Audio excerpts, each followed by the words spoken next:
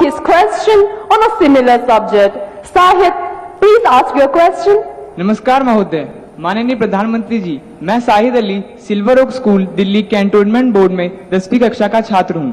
पिछले 2 वर्षों से हम अपनी पढ़ाई ऑनलाइन मोड में कर रहे हैं। इंटरनेट के इस्तेमाल से हम में से बहुत से बच्चों में सोशल मीडिया और ऑनलाइन गेमिंग की एडिक्शन सी हो गई है।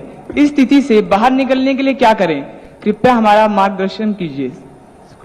Thank you, Sahit.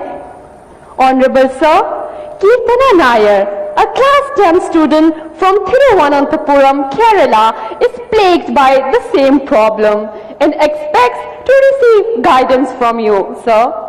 Kirtana's question has been received from times now. Kirtana, please ask your question. Hi, I am Kirtana from class 10 in Christ School, Thiruvananthapuram, Kerala. As we all know, our classes have shifted online during the pandemic. There is so much distraction in our homes in the form of mobile, social media, etc. Sir, so my question is, how can we improve the learning through online classes? Thank you, Kirtana. Honorable Sir, online education has challenged not only students but teachers too. Mr. Chandra Chudeshwaran M., a teacher from Krishnagiri, seeks guidance and direction from you. Sir, please ask your question. Namaste, Honorable Prime Minister Sir. I am Chandra Chudeshwaran from the Ashok Leyland School, Hosur, Tamil Nadu. My question is, as a teacher, conducting online teaching and learning has become a challenge. How best to face it, sir? Dhanyavad, Mahoday. Thank you, sir. Honorable Prime Minister, sir, Tarun, Sahit, Kirtana and Chandra Chudeshwaran sir are all anxious about the online education has caused them to addicted to and distracted by social media during the last 2 years. Honorable sir, from different parts of the country, we have received many similar questions.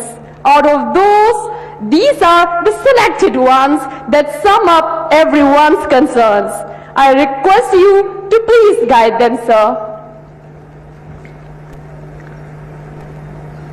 मेरे मन में एक सवाल आता है क्योंकि आप लोगों ने बताया कि कहीं इधर उधर भटक जाते हैं। थोड़ा अपने आप को पूछिए कि जब आप ऑनलाइन रीडिंग करते हैं तो सचमुच में रीडिंग करते हैं कि रील देखते हैं?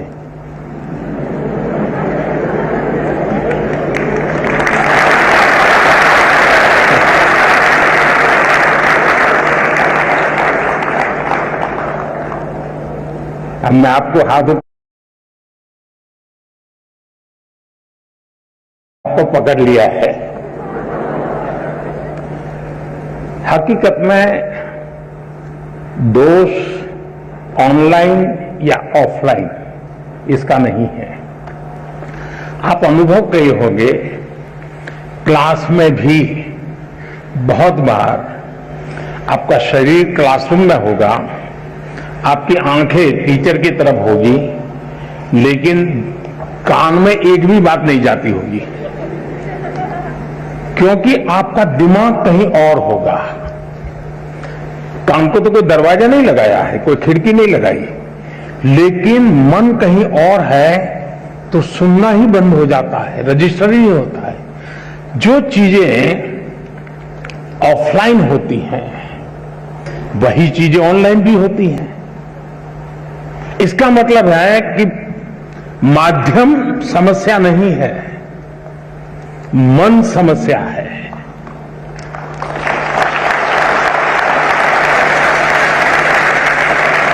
माध्यम ऑनलाइन हो या ऑफलाइन, अगर मेरा मन पूरी तरह उससे जुड़ा हुआ है, उसमें डूबा हुआ है, मेरा एक खोजी मन है जो उसमें की बारीकियों को पकड़ने की कोशिश कर रहा है, तो आपके लिए ऑनलाइन या ऑफलाइन मैं नहीं मानता हूं कि कोई फर्क पड़ सकता है। और इसलिए हम जैसे युग बदलता है तो माध्यम भी बदलते रहते हैं। अब पहले के जमाने में जो गुरुकुल चलते थे, सदियों पहले, सहस्त्र वर्ष पहले, तो वहां तो प्रिंटिंग पेपर भी नहीं थे, तो उस समय कोई किताब भी नहीं थी, तो ऐसे ही कंठस्थ सब चलता था।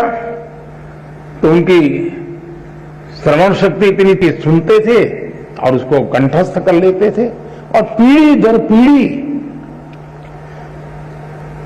कान के द्वारा सीख करके, बाद में युग बदल गया, प्रिंटेड मटेरियल आ गया, किताबें आने लगी, तो लोगों ने उसमें ढाल दिया। ये इवोल्यूशन लगातार चलता रहा है, ये और यही तो मानव जीवन की विशेषता है।